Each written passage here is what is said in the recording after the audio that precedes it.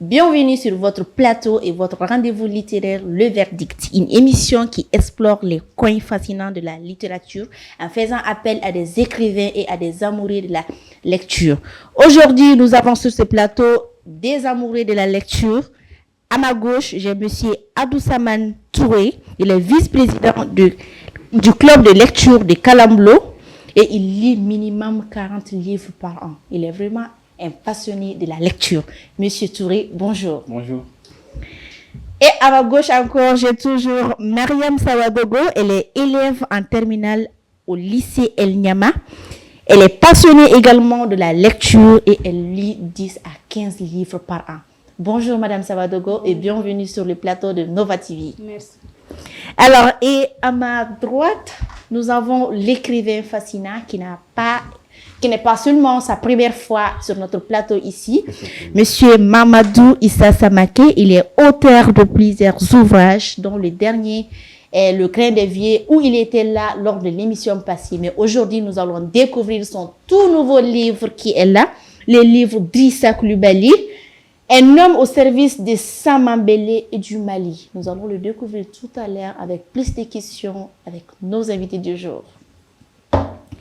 Alors, sans plus tarder, nous allons passer aux différentes questions pour tester le niveau de compréhension de nos lecteurs et savoir si réellement ils sont amoureux de la lecture ou si toutefois ils ont bien compris l'essence même du livre d'Issa Coulibaly. On peut y aller? Oui. Alors, comme je le disais, dans ce numéro, nous aurons des échanges passionnants avec nos invités, des analyses pointues et bien sûr, sur le moment tant entendu, le verdict final qui sera donné par l'auteur présent ici. Il donnera son verdict sur la base des réponses données par les invités du jour. Passons à présent à la phase des interactions. Alors, Monsieur Touré, Oui. qui est Idrissa Coulibaly dans ce livre? Merci beaucoup pour la question. En fait, M. Idrissa Coulibaly est l'acteur principal même du livre. Quand on prend le livre, on le lit. Et il retrace non seulement tous les parcours de M. Coulibaly, mais aussi toutes les œuvres qu'il a eu à mettre en place, non seulement dans sa localité de naissance, mais aussi un peu partout au Mali. D'accord. Merci pour ces éléments de réponse. Je ne saurais les juger parce que nous avons le verdict qui sera donné à la fin. Alors, Madame Sawadogo, qu'est-ce que vous avez à ajouter sur ça? Monsieur Idrissa Coulibaly est un homme au service de Samambélé. C'est l'acteur principal du livre, comme Monsieur Abdoussamane Touré l'a si bien dit tout de suite. C'est un homme responsable et il est aussi un homme qui a de bon cœur. C'est un homme qui est venu pour faire ses études dans la capitale, mais il n'a pas oublié son village, sa famille. D'accord. Merci pour ces éléments. Je reste toujours avec Madame Sawadogo. Quel message souhaite-t-il transmettre par cet ouvrage? C'est-à-dire, qu'est-ce que l'auteur souhaite transmettre à travers cet écrit? L'auteur transmet à travers ses livres. Ça nous éduque, c'est une éducation pour les jeunes d'aujourd'hui. Il nous transmet à travers ses livres de ne pas oublier notre vie natale, d'où on est venu, de ne pas l'oublier. Il a commencé ses études dans son village natal. Il a vu le jour là-bas. Il est venu continuer ses études dans la capitale, à Bamako, ici. Donc, c'est à travers ça qu'il nous transmet. Nous, les jeunes d'aujourd'hui, nous ne devons pas oublier aussi notre village natal d'où on est venu. D'accord. Alors, je me tourne vers Monsieur Touré. Oui. Dans ce livre, c'est plusieurs thématiques. Exactement. Combien de grands titres sont évoqués dans ce livre? Alors, je ne saurais le dire avec exactitude parce que le livre retrace en quelque sorte les réalisations phares de M. Coulibaly. Donc, sont plusieurs dans les livres.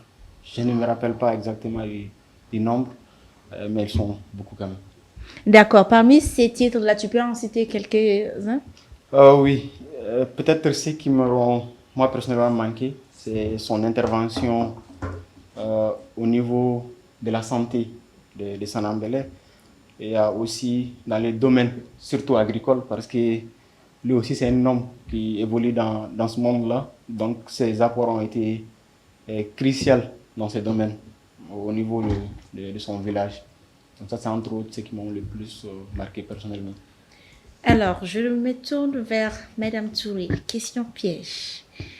Dans quel chapitre est-il dit cette phrase? Je cite, c'est pas mes phrases. Ça vient exactement du livre. Même si on me dit, je vais faire. Ça vient de quelle partie du livre?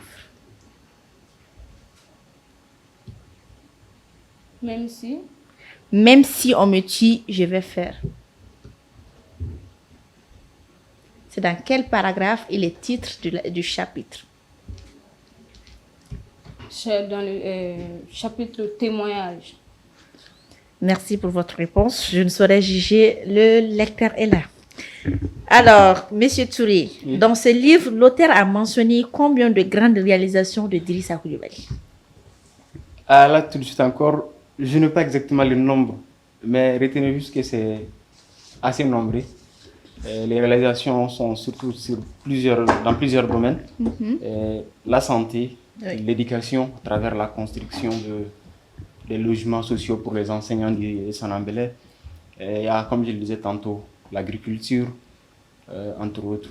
Sinon, il intervient presque sur toutes les grandes lignes de développement social et économique du village. D'accord. Alors, Monsieur Touré, comment le livre reflète-t-il les défis liés à l'éducation? D'accord, merci. En fait, les défis auxquels le monde éducatif est généralement confronté sont entre autres des défis d'infrastructure, des défis sanitaires, des défis de sécurité. Mais nous voyons que quand on lit le livre, M. Coulibaly a pallié à quelque sorte à ces défis-là à travers la construction au moins d'11 maisons pour les enseignants qui va leur permettre d'être stabilisés là-bas. Parce que beaucoup d'enseignants fuient ces localités-là parce que les conditions de vie ne sont pas tout le temps favorables dans ces zones. Donc à travers la construction de ces maisons-là, ça permet de stabiliser les enseignants. Et quand j'ai parlé de sécurité, c'est que les domaines scolaires même ne sont pas, entre autres, parfois ni clôturés, ni sécurisés. Mais lui, il a eu à clôturer au moins 1,5 hectare du domaine scolaire de Sanambélé. Et il y a aussi des infrastructures sanitaires. Généralement, quand on quitte ici en tant qu'enseignant et qu'on est muté dans les telles zones, il est très difficile parfois de pouvoir s'acclimater avec la zone, ce qui peut parfois causer certaines petites maladies. Malheureusement, dont les soins ne se trouvent pas sur place, on est obligé de parfois revenir dans la grande ville. Et tout ça peut décourager pour qu'on ne retourne plus. Donc, ce qui fait que la construction d'une structure de santé peut aussi permettre ou encourager les enseignants à rester sur place là-bas. D'accord, merci pour vos éléments de réponse. Nous en saurons plus avec le verdict final.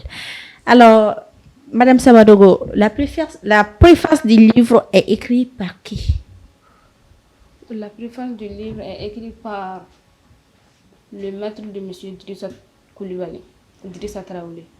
D'accord. Alors, je reste toujours avec Madame Sabadogo. Le livre est à 66 pages, vrai ou faux? C'est faux. Le livre est à 65 pages. Ok. Monsieur Touré, le livre contient-il une partie poétique à la fin? Si c'est vrai, merci de me dire des passages ou 2 passages qui vous ont plu. Oh oui, le livre contient une poésie à la fin. 2 passages, c'est, on dit, l'enfant de Sanambélé qui n'est pas né coiffé d'une couronne. D'accord, merci pour ces éléments de réponse. Alors, Sabadogo, quelle partie dans le livre vous a plus marqué et pourquoi? La partie qui m'a plus marqué dans le livre, c'est là où il a refait la maison de ses parents. Chaque année, pendant la fête la fête de Ramadan, il envoie 3 bœufs dans son village. Et pendant le Ramadan aussi, il envoie des sacs de sucre dans son village. D'accord. Merci également pour ces éléments de réponse.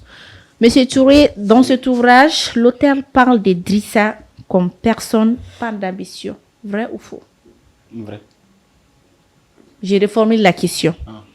Dans cet ouvrage, l'auteur parle de Drissa comme une personne qui n'a pas d'ambition. Vrai ou faux? Faux. Alors, question pour Touré toujours. Le Mali consacre, dans ce livre, il est dit, il y a un passage qui dit, le Mali consacre 10% de son budget dans l'agriculture. Vrai ou faux? Faux. La bonne réponse est... Ah là, je n'ai pas les chiffres exacts. Tout de suite là. Alors, pour terminer avec les questions avec nos invités du jour, j'adresse la dernière question à Madame Sawadogo. Alors, est-ce que tu peux répondre à cette question? Où est-ce qu'il a eu son DF Drissa Coulibaly? Drissa Coulibaly a eu son DF à Dialkoroba, chez son oncle. Alors, merci à nos invités pour ces différents éléments de réponse. Je rappelle que nous sommes toujours sur Nova TV, Voyager en ligne et précisément dans l'émission Le Verdict, une émission littéraire qui invite les passionnés de la lecture et de l'écriture. À ma droite, toujours, j'ai l'écrivain du jour avec nous du livre Drissa Coulibaly qui va donner le verdict final. Alors, avant de donner le verdict final, monsieur Mahamadou Samaké, bienvenue à nouveau encore dans l'émission, étant donné que vous étiez là au début, mais dans la phase transparence. Oui. Cette fois-ci, je vous adresse quelques questions avant de donner le verdict final par rapport aux éléments des réponses données par les lecteurs. Après avoir écouté ces amoureux de la lecture et de ces livres, précisément Drissa Coulibaly, pouvez-vous nous donner un aperçu général en 5 minutes sur le livre en question pour nos téléspectateurs? D'accord. Merci beaucoup pour la question, Zénab. C'est toujours un plaisir pour moi de passer sur ce plateau. Je suis passé une fois, c'était sur les grains de vie. Cette fois-ci, je suis à mon deuxième passage sous la nouvelle formule. Je réitère mes sincères remerciements à Nova TV et je félicite l'initiative qui promet les écrivains et leurs œuvres. Drissa Coulibaly, Monsieur Drissa Coulibaly, un homme au service de Sanabélé du Mali, est un livre biographique qui parle du parcours d'un homme, de ses réalisations dans son village en particulier, de ses réalisations à travers le Mali en général, et aussi met en lumière ses projets. Et quand un homme fait des réalisations, quand un homme apporte beaucoup à la société, il y a forcément des témoignages, donc le livre termine sur des témoignages avant une derrière conclusion. Donc ça, c'est en gros ce que moi je peux dire du livre.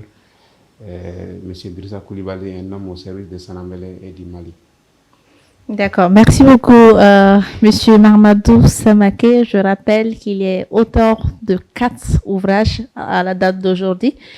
Alors, merci pour ces éléments d'éclaircissement sur le livre et j'espère que nos téléspectateurs ont bien eu une idée sur le livre en question. Alors, avant d'arriver au verdict final, Monsieur Samaké, comment est-ce que vous trouvez la façon de répondre aux questions par nos lecteurs? Est-ce que vous appréhendez leur approche de réponse donnée aux différentes questions? Ou est-ce que vous trouvez peut-être si toutefois il y a eu des éléments qui n'ont pas été bien répondus, vu que vous connaissez mieux le livre que nous. Donc, si vous pouvez donner un aperçu également sur la façon de réponse des questions données par les invités, des réponses données par nos invités. Tout d'abord, permettez-moi de remercier les invités pour leur courage. Ce n'est pas facile pour tout le monde, surtout en ce mois de carême, de se tenir devant un micro et derrière aussi une caméra pour faire un résumé des livres. Ils ont eu le courage de le faire. Je les remercie pour ça, mais particulièrement je remercie Mariam Sawadogo qui est une élève courageuse. Beaucoup d'étudiants n'osent pas affronter la caméra et le micro. Elle, en tant qu'élève, elle a accepté pour une première fois de le faire. Je salue son courage. Et dire à toutes ces personnes-là on sera tous appelés d'un jour à l'autre à prendre la parole et il serait mieux de commencer à s'y habituer pendant qu'il est temps. Elle est courageuse, elle ne rate jamais les rencontres de Kalamlo, sauf si elle ne se sent pas bien. Elle a d'ailleurs dégagé ses vendredis soirs pour juste pouvoir participer aux rencontres de Kalamlo. J'invite toutes ces personnes à faire comme elle, à s'intéresser à la lecture qui forme. Maintenant, par rapport à la question, l'approche, il y a certaines questions qui n'ont pas été bien répondues, d'autres qui ont été bien répondues.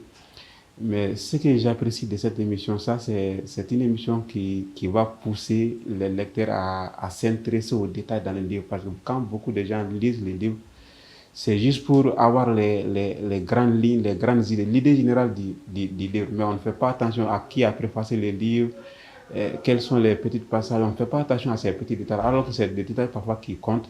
Donc, ça nous invite à nous intéresser davantage à ces détails-là. Et ça a été vraiment une leçon pour moi aussi, parce que quand je lis les livres aussi, parfois j'ai même du mal à retenir le nom de l'auteur.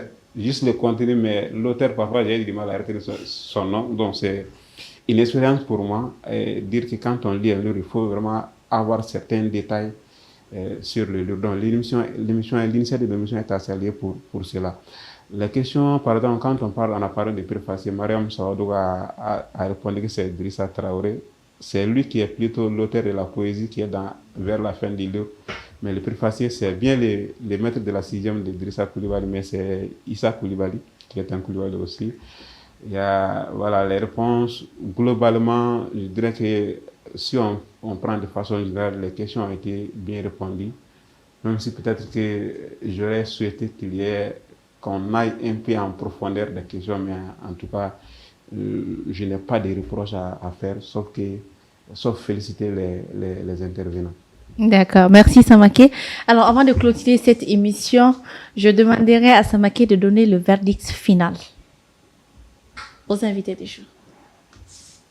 Le verdict, comme nous sommes suivis par des milliers de followers, je vais peut-être les laisser le soin de donner leur verdict, mais moi personnellement, j'encouragerai les intervenants, je les inviterai peut-être prochainement à essayer de s'intéresser davantage aux détails dans les livres.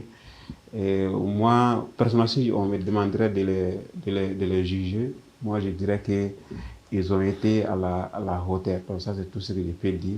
Ils ont été à la hauteur et ça mérite d'être salué. Merci beaucoup Samaké pour ces éléments de réponse donnés et également les remarques que vous avez eu à faire à nos invités du jour. Et surtout votre dernière phrase qui m'a beaucoup tiqué, le fait de renvoyer les gens à la lecture, surtout la jeunesse. Lisons beaucoup parce que c'est à travers le livre qu'on peut voyager sans pourtant quitter là où nous sommes. Lisons parce qu'il est important de lire. Nous découvrons, nous voyageons à travers les livres et précisément avec l'émission Le Verdict. Alors, en parlant de verdict, Samaké renvoie son verdict aux abonnés de Nova TV. Donnez votre verdict final sous nos commentaires par rapport aux éléments de réponse donnés par nos invités du jour. Merci beaucoup à Mahamadou Issa Samaké qui est un talentueux écrivain renommé du Mali également et qui a écrit beaucoup d'ouvrages. Comme je le disais, il a fait 4 ouvrages. Nous remercions également M. Touré et Mme Sawadogo d'avoir accepté d'être sur les plateaux de Nova TV et précisément l'émission Le Verdict, une émission qui retrace les coins et les coins de la littérature et surtout les livres passionnants, les livres de romans, les livres d'histoire et beaucoup d'autres livres, tout ce qui concerne la lecture, bien sûr. Merci également à ceux qui nous suivent depuis chez eux, derrière leur petit écran, derrière leur smartphone, derrière leur iPhone. On vous dit merci et on se dit à un autre niveau, rendez-vous mensuel et littéraire, toujours avec l'émission Le Verdict et sur Nova TV. Nova TV, voyagez en ligne.